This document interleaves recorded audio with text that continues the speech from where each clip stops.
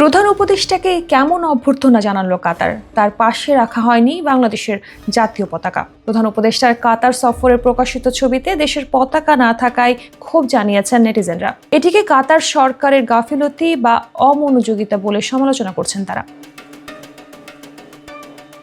আর্থেনা সম্মেলনে যোগ দিতে ২১ এপ্রিল কাতার যান ডক্টর মোহাম্মদ ইউনূস। দোহা বিমানবন্দরে তাকে স্বাগত জানান কাতারের প্রোটোকল প্রধান রাষ্ট্রদূত ইব্রাহিম ফাখরু। প্রধান উপদেষ্টার প্রেস সচিব শফিকুল আলম ফেসবুকে তথ্যটি নিশ্চিত করেন। তিনি বলেন, প্রধান উপদেষ্টা অধ্যাপক মোহাম্মদ ইউনূস স্থানীয় সময় রাত ৯টা ৪০ দোহার হামাদ আন্তর্জাতিক বিমানবন্দরে অবতরণ করেছেন। তাকে গালিচা অভ্যর্থনা প্রদান করা হয়। কাতারের প্রোটোকল প্রধান রাষ্ট্রদূত ইব্রাহিম ফাখরু তাকে গ্রহণ করেছেন। এ সময় কাতারের ইব্রাহিম ফাখরুর সঙ্গে প্রধান উপদেষ্টার বেশ কিছু ছবি প্রকাশ করেন প্রেস সচিব। সেখানে দেখা যায় কাতার প্রতিনিধির চেয়ারের পেছনে সে দেশের পতাকা থাকলেও প্রধান উপদেষ্টার পেছনে বাংলাদেশের কোনো পতাকা নাই। সে ফ্ল্যাগ স্ট্যান্ডটি খালি।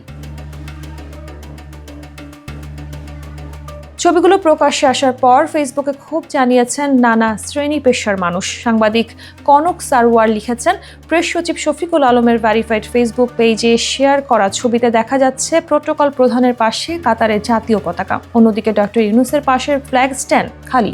বাংলাদেশের জাতীয় পতাকা নেই। কাতার সরকারের এমন আচরণ ইচ্ছাকৃত কিনা প্রশ্ন করে বিস্ময় ও নিন্দার সুরে তিনি বলেন, এ প্রশ্নের জবাব কি কেউ দেবেন? কাতারের রাষ্ট্রদূতের গাফিলতি নাকি অমনোযোগিতা? যতটুকু জানি, এই দায়িত্ব কাতারে বাংলাদেশের রাষ্ট্রদূতের প্রোটোকল কর্মকর্তার। এটা কি ইচ্ছাকৃত? শুধু প্রধান উপদেষ্টা নন, বাংলাদেশের জন্য এর বিষয়টি অপমানজনক।